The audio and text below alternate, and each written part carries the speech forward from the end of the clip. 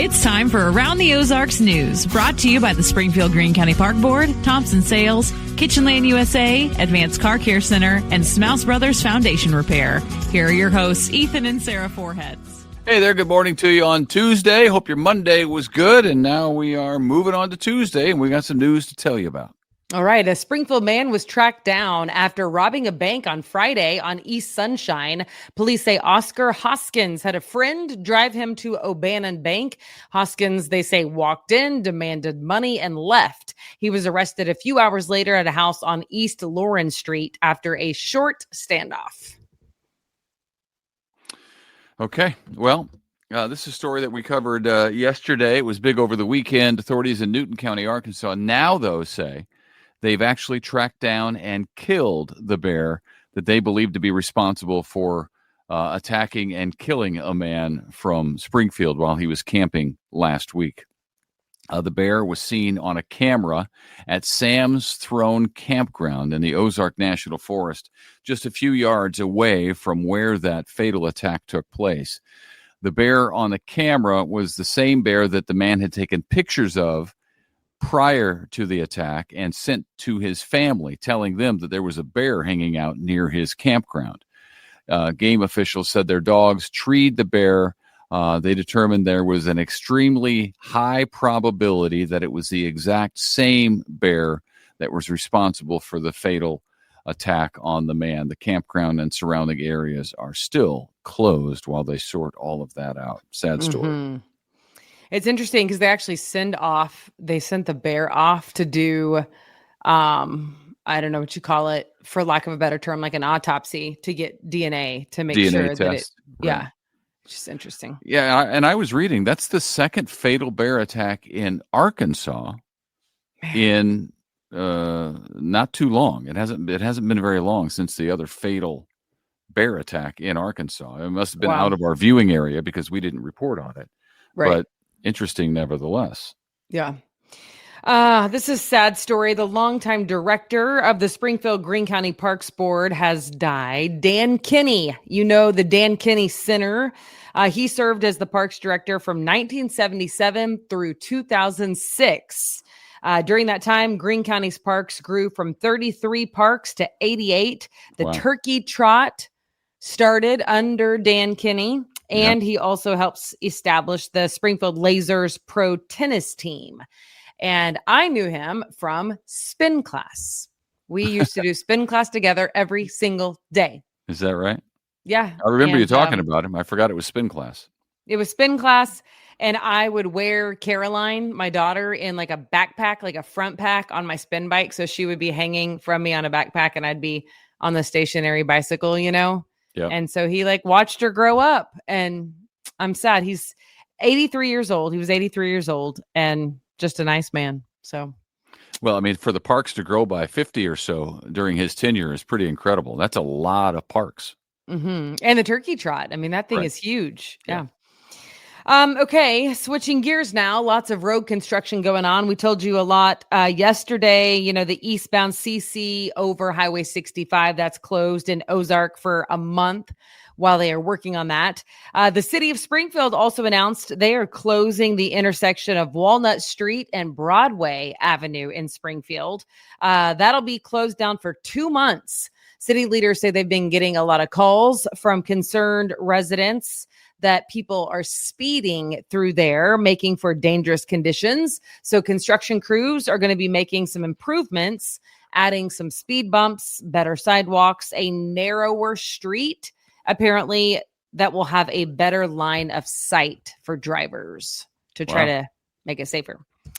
And now to I-44. Brace yourself for some overnight work on the new Melville Road Bridge. Crews are installing 5 girders over the interstate between 10 p.m.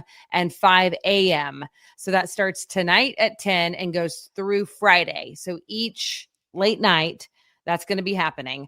Traffic will be stopped for 11 minutes at a time while the girders are placed. The on-ramps from Kansas Expressway and Glenstone to westbound I-44, those will also be closed during this project. Man, there's a lot going on the roads. I know that. A lot of construction projects. Then there's this. Governor Kehoe issued an executive order to ensure that Missouri's population using food stamp benefits get healthier foods to eat. The Supplemental Nutrition Assistance Program, known as SNAP, allots taxpayer dollars to pay for groceries for lower-income Missourians. The state is moving to not allow junk foods like sugary soda, candy, and pre-made desserts to be purchased with those SNAP benefits, and instead point people toward more healthy options like fresh vegetables and fruit. The U.S. Department of Agriculture will have to sign off on Missouri's plan. Okay. Former Missouri Governor Mike Parson and his wife Teresa are now going to be brand ambassadors for Convoy of Hope. How about that? While Governor, Mr. Parson focused a lot on agriculture and agribusiness, and he will be helping Convoy with his ag experience and relationships and global promotion of agriculture. For his part, Governor Parson said, quote, "Teresa and I have admired Convoy for many years. We're grateful for the opportunity to lend our voices to their great work." We know that he was helpful to Convoy already, to help Convoy help other people in need. For instance, he helped make some connections, a needed connection that Convoy needed during the war, during Russia and Ukraine, to get rice from a Missouri farmland to the victims of war. Yeah, that's actually a neat story because the farmer went to the government, the state government, and the governor and said, "Hey, can you help? We want to get this. We want to donate this to Ukraine." And Governor Parson went to the federal government and tried to get it over there somehow, and it wasn't working. So he said, "Well, you know what? I'll just call Convoy of Hope," and called us, and we were able to deliver it. We were able to get it over there. So that was we had already had a great relationship with the governor prior to that. So we are happy to have him on the team, and his wife, Teresa. She's lovely as well. And they're going to do great work for Convoy of Hope and people around the world. I first met him on a farm in Bolivar, so it makes sense. It makes perfect sense. Yeah, he knows what he's talking about. The sub shop, we told you about this last week on East Seminole in Springfield. It had that problem with the wall being knocked down. It is now reopened, which is good news. We told you they had to close last week. Some thieves drove their vehicle. They ripped out an entire wall there trying to steal an ATM.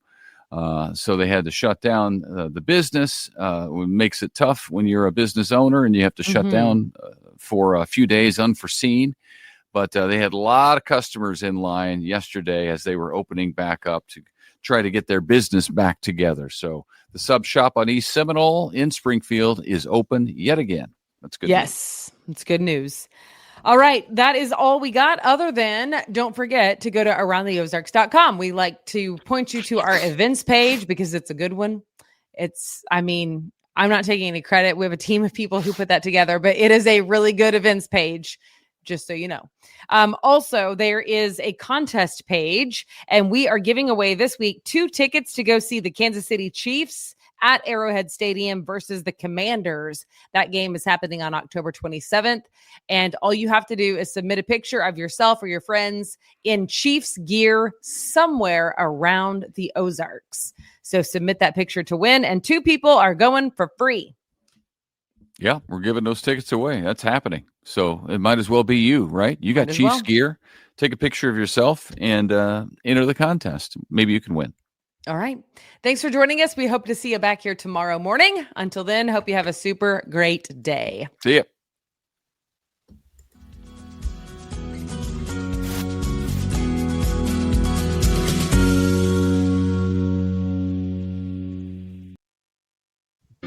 It's time for Around the Ozarks Wake Up Weather, brought to you by Command Family Medicine, Heating and Air Paramedics, The Trailer Ranch, Hewitt Messenger, and Taylor Grubaugh Chevrolet. Here's your host, meteorologist Abby Dyer. Good morning, everybody. You are waking up on this beautiful Tuesday with temperatures that are fairly comfortable across the region. Rain showers yesterday, few and far between. And while there's a chance for rain today, Yeah, coverage sparse across the region, to say the least. For the most part, we are going to be talking about temperatures starting out in the low 60s. That's where we're landing here in Springfield this morning. And numbers today are going to warm up into the low 80s. It will still be warm, but a slight cool down in comparison to where we were yesterday. Cold front now through for many, and cooler temperatures will filter into the region today and tomorrow. Then we're warming up again for the rest of the week. So there are some twists and turns in the 7-day forecast. However, not huge noticeable differences day to day in this forecast. Yes, there's a small chance for some showers and thunderstorms, those wrapping up on the radar though. And really, I think a lot of us stay dry in the region today. We won't see much in the way of rainfall. Unfortunately, we could have wanted a little bit more. Best chance for seeing some of those far southeastern counties where that frontal boundary is still in the area as of this morning. Again, not everywhere is guaranteed to see the rain. In fact, in Springfield, we're dry in the forecast. I don't have a whole lot of rain in this forecast, and temperatures should be pretty pleasant. High temp in Springfield today, right at 80 degrees. It is slightly cooler behind this frontal boundary today and tomorrow. It's this midweek cool down. Tomorrow, we're probably going to see highs stay in the upper 70s, which will feel very nice, but it doesn't last long. I have above normal temperatures back in the forecast as we move into the second half of the work week and into the weekend. Numbers will warm, and we've got high temperatures that climb back into the low and middle 80s. So things are looking pretty nice for us as we head into the midweek time frame and late in the week. We would like to get more rainfall, but it's not looking like we have a whole lot in the cards. In fact, we're going to keep this below normal precip forecast as well as above normal temperatures in the forecast from the middle of October, maybe to the end of October. October off to a very warm start, and it looks like that will continue as we head into the second week of the month. Around the country, what's making headlines? Well, it's some of the record-breaking temperatures that we're experiencing here in the Midwest for October. Little October heat wave for much of the country. We're experiencing that above normal air here in town too. Pacific Northwest and Florida gearing up for more wet conditions. It's been very active on both coasts, and there is also some chilly weather in the forecast for Montana and places in the northern plains. They are waking up to frosty mornings and sunny afternoons with high pressure in control, allowing for a lot of range in daytime high and overnight low in this forecast. All right, it's time for the Around the Ozarks Wake Up Weather Brain Twister trivia question for the day. And the question today, or the question that I had yesterday, this is kind of for all of you spooky movie lovers. In what year was the original Halloween horror film directed by John Carpenter and starring Jamie Lee Curtis released? Do you think that happened in A, 1976, B, 1978, C, 1980, or D, 1982? Would you believe it is almost 50 years old? 1978 is the correct answer, and I know it is still a very popular choice for many in the Halloween season. It's not for me, but if it's for you, I hope you enjoy watching it again as we approach spooky season. All right, here is another Halloween trivia question for you. In which century did the practice of trick-or-treating, as we know it today, begin to take shape here in North America?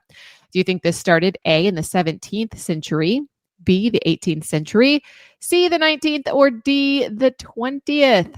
You can let me know your guess. That's at the website, aroundtheozarks.com. Big shout out to our sponsors today, Command Family Medicine, Heating and Air Paramedics, The Trailer Ranch, Hewitt Messenger, and Taylor Grubaugh Chevrolet. Most stay dry across the Ozarks today. We'll get some sunshine too. Look for your high temperature right at 80 degrees here in Springfield today. I do have a partly cloudy sky in the forecast and a pretty calm wind through the day today. So enjoy, and I'll be back to chat with you early tomorrow.